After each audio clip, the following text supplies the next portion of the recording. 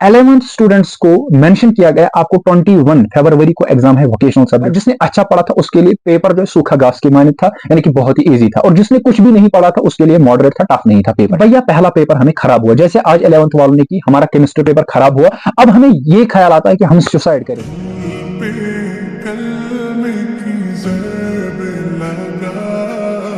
Assalamu alaikum all the students from here. Hope you all are good and I'm also good by the grace of Almighty Allah. I once again welcome you all on my YouTube channel. आज के इस video के अंदर हम 3 बड़े doubts आपके साथ share करेंगे जो यूजुअली आप स्टूडेंट्स को है राइट नाउ, और ये खास तौर पर वीडियो बहुत ही इंपॉर्टेंट होने वाला है 11th एंड 12th जेके वो स्टूडेंट्स के लिए। जो सबसे पहली बात हम इस वीडियो में करेंगे वो ये है कि आपके एडिशनल सब्जेक्ट्स और वोकेशनल सब्जेक्ट्स के बारे में।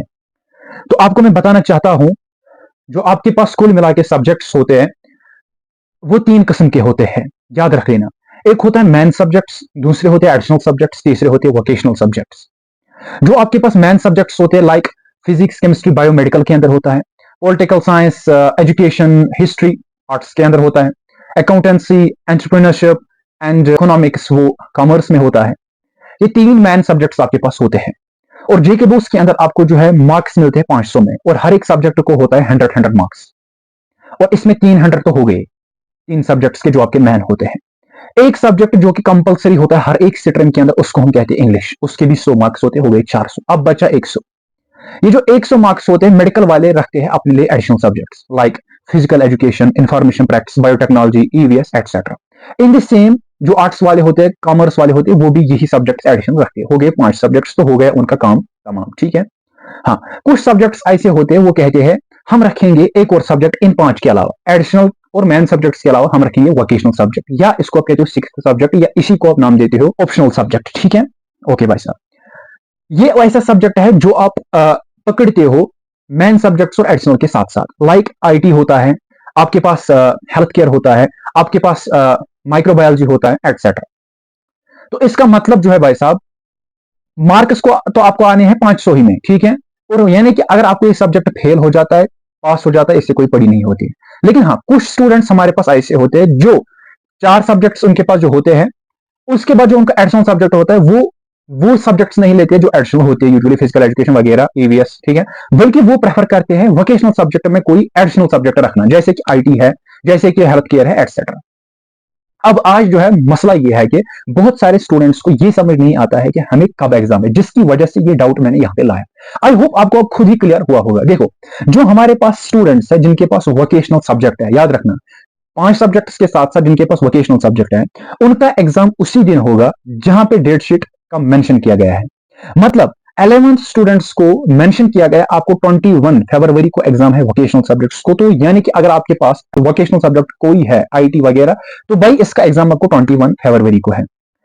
अब अगर किसी ने जो है एडिशनल सब्जेक्ट ही रखा है वोकेशनल सब्जेक्ट, यानी कि 5th सब्जेक्ट जो उसका एडिशनल होता था उसके बदले उसने रखा है वोकेशनल सब्जेक्ट, तो भाई आपका भी एग्जाम जो है वोकेशनल सब्जेक्ट के साथ होने वाला है, यानी कि 21 फरवरी आपका भी एग्जाम होगा, ठीक है, वोकेशनल सब्जेक्ट्स का, ठीक है, चाहे आपका वो एडिशनल है क्या है। अब भाई साहब 12th वाले जो हमारे पास है, आपको भी ये बात समझ आई होगी, it is same for you people. आपके लिए जो वोकेशनल सब्जेक्ट्स का एग्जाम है वो 3 मार्च को होगा, ठीक है। और हाँ, जिनका 5th सब्जेक्ट खाली है, ठीक है, वोकेशनल कोई भी नहीं है, like physical education, EVS, biotechnology, biochemistry, functional English, ये है, तो आपके 11th वालों एग्जाम होगा 28 को, और जो हमारे पास 12th वाले हैं आपका एग्जाम होगा 10 तारीख को, ठीक है, 10 मार्च को। आई होप आपको ये डाउट जो क्लियर हुआ होगा, ये बहुत सारे स्टूडेंट्स को अभी डाउट था, ठीक है। आई होप सो आपको क्लियर हुआ होगा। अगर नहीं भी हुआ होगा तो कमेंट सेक्शन आपका ही है, आप कमेंट में जरूर बताना, मैं आपको जो है कमेंट्स में भी जो है रिप्लाई जरूर दूंगा, ठीक है। हाँ, इसके बाद जो दूसरा डाउट है वो हमारे पास ये है कि जो केमिस्ट्री है और उसके साथ साथ इकोनॉमिक्स है और उसके साथ साथ एंटरप्रेन्योरशिप है, और जो हमारे पास होम साइंस वाले हैं, इनका 12th का एग्जाम जो है वो उसके लिए एक दिन जो है बाकी रहा, और ये हमें मैसेज करते रहते हैं हम क्या करें। तो मैं आपको सिंपली बताऊंगा, आपके लिए जो लास्ट मिनट टिप्स है वो ये है कि भाई आपको जो है जितना आपने पढ़ा है वो काफी है आपके लिए, लेकिन अभी के वक्त इंपॉर्टेंट क्वेश्चंस पे जो है ज्यादा फोकस करना। हाँ, अब कहेंगे केमिस्ट्री वाले मेरे पास नहीं है, इकोनॉमिक्स वाले मेरे पास नहीं है, मेरा ग्रुप इसी के लिए है, पेनिड कमेंट में जो है मेरे सारे ग्रुप्स की लिंक है, वो वहां पे उस पर क्लिक करिए, मैं जो है आपको प्रोवाइड करता हूं और वहां पे भी करूंगा, ठीक है। ओके भाई साहब, उसके बाद भाई साहब खास तौर पर पिछले 2-3 साल पीवाईक्यूज पे नजर रखना, क्योंकि हमने देखा जो पेपर हुए, आज 11th का पहला पेपर था, उसमें भी जो है पीवाईक्यूज रिपीट हुए थे और उसके साथ साथ पेपर गेस से ही आया था एज एक्सपेक्टेड, ठीक है। तो और उसके साथ साथ ये भी दिखने को लगा, जिसने अच्छा पढ़ा था उसके लिए पेपर जो सूखा घास की मानद था, यानी कि बहुत ही ईजी था, और जिसने कुछ भी नहीं पढ़ा था उसके लिए मॉडरेट था, टफ नहीं था पेपर, ठीक है।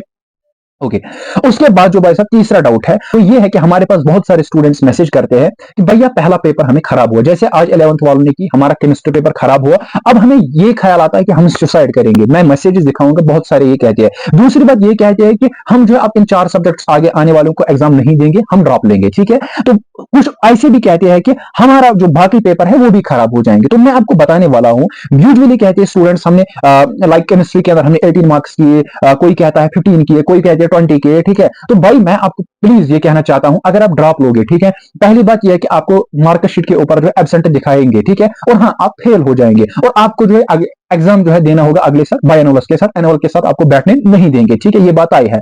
और हाँ अगर आप जो है एग्जाम दोगे फिर भी आपका खुदा ना खास्ता ये पहला सब्जेक्ट फेल हो जाता है, फिर भी आपको बाय एनुअल के साथ एग्जाम देने, तो बेहतर यही है कि आप इन 4 सब्जेक्ट्स को अभी एग्जाम दीजिए, ठीक है।